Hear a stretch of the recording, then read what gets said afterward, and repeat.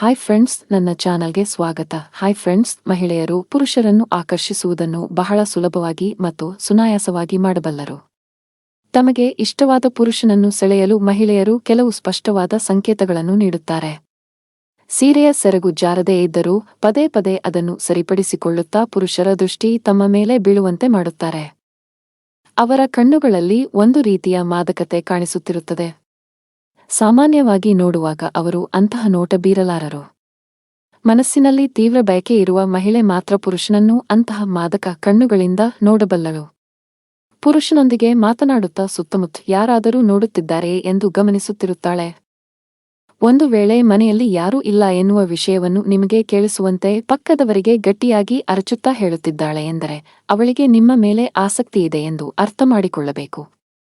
ಹಾಗೆಯೇ ನಿಮ್ಮೊಂದಿಗೆ ಮಾತನಾಡುವಾಗ ಕುತ್ತಿಗೆಯ ಭಾಗವನ್ನು ಅಥವಾ ಸೊಂಟವನ್ನು ಹೆಚ್ಚಾಗಿ ಸ್ಪರ್ಶಿಸಿಕೊಳ್ಳುತ್ತಾ ತನ್ನ ಇಷ್ಟವನ್ನು ನಿಮಗೆ ತಿಳಿಸುತ್ತಾಳೆ.